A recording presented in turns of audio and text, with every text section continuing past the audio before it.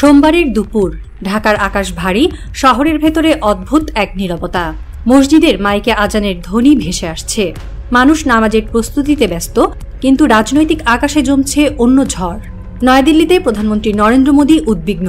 পাকিস্তানের সঙ্গে আকাশযুদ্ধে রাফাল হারিয়ে তার কৌশল ব্যর্থ হয়েছে।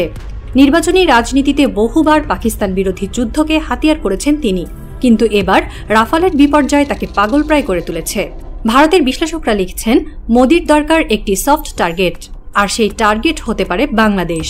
ভারতের ঘনিষ্ঠ মিডিয়ায় প্রকাশিত হচ্ছে ভয়াবহ শিরোনাম, বাংলাদেশকে নিয়ন্ত্রণে রাখতে অন্তত বিমান হামলার হুমকি দাও। বিজেপি নেতাদের মুখেও শোনা যাচ্ছে হিংস্র মন্তব্য। তাদের যুক্তি, বাংলাদেশে চাপ সৃষ্টি করলে জনগণ ভয় পাবে, আর ভারতের প্রজা আওয়ামী লীগকে আবার ক্ষমতায় আনা সহজ হবে। মসজিদের বারান্দায় দাঁড়িয়ে থাকা তরুণ আকাশের দিকে তাকায়। মুক্তিযুদ্ধের গল্পে বড় হওয়া সে মনে মনে ভাবে, যদি আবার আমাদের আকাশে শত্রুর ছায়া নামে। বৃদ্ধ মুক্তিযোদ্ধা পাশে দাঁড়িয়ে ফিসফিস করে বলেন, মোদি পাকিস্তানকে হারাতে না পেরে এবার আমাদের দিকে নজর দিয়েছে। ঢাকার রাস্তায় নামাজ শেষে মানুষের ভিড় ছড়িয়ে পড়ে। চায়ের দোকানে, রিকশার যাত্রায়, কর্মস্থলের আড্ডায় সবাই আলোচনা করছে, বাংলাদেশ কি নতুন এক ঝড়ের মুখে? দেশ এগোচ্ছে, অর্থনীতি এগোচ্ছে, কিন্তু আকাশ যেন রয়ে গেল অরক্ষিত। এই দুর্বলতাকে কি একদিন কাজে লাগাবেন মোদি? বাংলাদেশ আজ দক্ষিণ এশিয়ার এক উদীয়মান অর্থনীতি। পদ্মা সেতু থেকে মেট্রো রেল, বিদ্যুতের আলোকছটা থেকে গ্রামীণ উন্নয়ন, সবকিছুই চোখে পড়ে। কিন্তু এই সমৃদ্ধির ভেতরে লুকানো আছে এক গভীর শূন্যতা। স্বাধীনতার পর বাংলাদেশ ধীরে ধীরে উন্নয়নের পথে হেঁটেছে। মাথাপিছু আয় আজ প্রায় $2700, জিডিপি $480 বিলিয়ন ছুঁয়েছে। কিন্তু প্রতিরক্ষা খাতে বিনিয়োগ আজও সীমিত। যেখানে পাকিস্তান, যার অর্থনীতি তুলনামূলক দুর্বল, তারা সাহসী সিদ্ধান্ত নিয়ে চীন থেকে এনেছে JF-17 থান্ডার, তুরস্ক থেকে উন্নত ড্রোন, আর রাশিয়া থেকে আধুনিক সামরিক প্রযুক্তি, সেখানে বাংলাদেশ এখনও দ্বিধার বেড়াজালে। ভারতীয় প্রভাব, পশ্চিমাদের শর্ত আর ভেতরের রাজনৈতিক টানাপোড়েন সব মিলেই প্রতিরক্ষার কণ্ঠ রুদ্ধ। এর সঙ্গে যুক্ত হয়েছে বছরের পর বছর ধরে একই অজুহাত, টাকা নেই। অথচ বাস্তবতা ভিন্ন কাহিনী বলে। কোটি কোটি ডলার উড়ে যায় বিদেশ সফরে, মেগা প্রজেক্টের অযথা ব্যয়ে, অভিজাত ক্লাবের বিলাসে। অথচ প্রতিরক্ষার বরাদ্দে এলে শোনা যায় অভাবের গান। পদ্মা সেতুর উদাহরণ প্রমাণ করেছে অর্থই আসল বাধা নয়। সবাই বলেছিল অসম্ভব, কিন্তু বাংলাদেশ নিজস্ব অর্থে তা করেছে। তাহলে যুদ্ধবিমান কেনা কিংবা প্রতিরক্ষা আধুনিকীকরণ কেন অসম্ভব হবে? এর উত্তর একটাই, অগ্রাধিকারের অভাব। প্রশ্ন ওঠে, আকাশ কি সড়কের চেয়ে কম গুরুত্বপূর্ণ? আকাশের নিয়ন্ত্রণ মানে স্বাধীনতা ও সার্বভৌমত্ব অটুট রাখা। সাম্প্রতিক ইরান ইসরায়েল ও ভারত পাকিস্তান সংঘাত সেটির সাক্ষ্য বহন করে।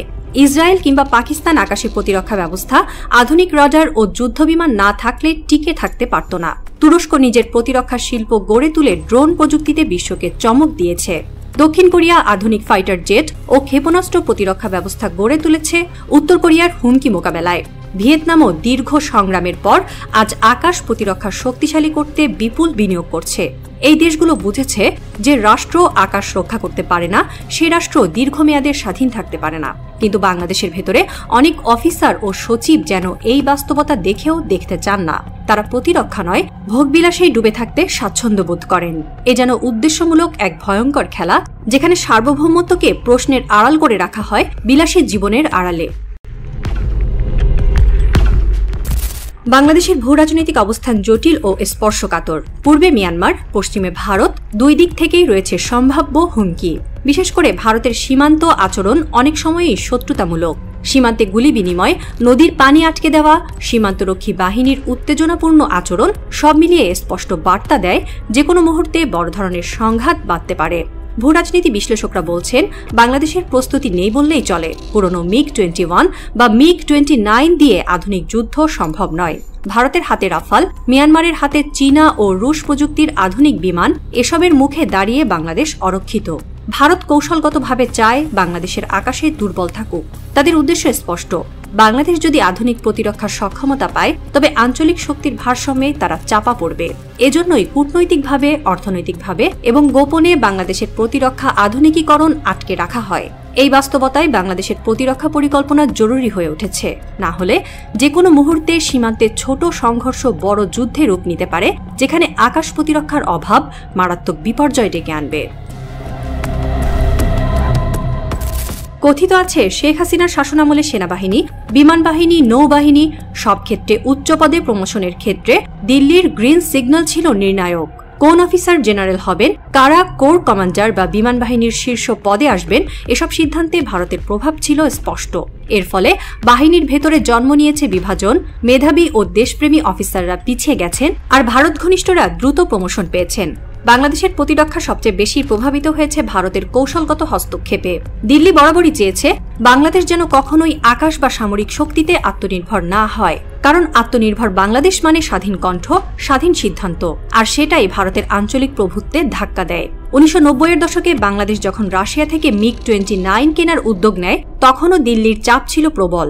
একাধিক ভারতীয় কূটনীতিক ঢাকার সঙ্গে যোগাযোগ করে বলেছিল এই কেনাকাটা আঞ্চলিক ভারসাম্য নষ্ট করবে। শেষ পর্যন্ত সীমিত সংখ্যক বিমান আনা সম্ভব হলেও পূর্ণাঙ্গ চুক্তি ভেস্তে যায়। 2009 সালে আওয়ামী লীগ সরকার যখন চীন থেকে উন্নত মাল্টি রোল ফাইটার আনার চিন্তা করছিল, ভারত আবারও কূটনৈতিক চাপ বাড়ায়। স্পষ্টতই যে দেশে প্রতিটি পদক্ষেপ নিতে হয় প্রতিবেশীর অনুমতি নিয়ে, সেই দেশ কখনোই প্রকৃত স্বাধীনতার স্বাদ পায় না।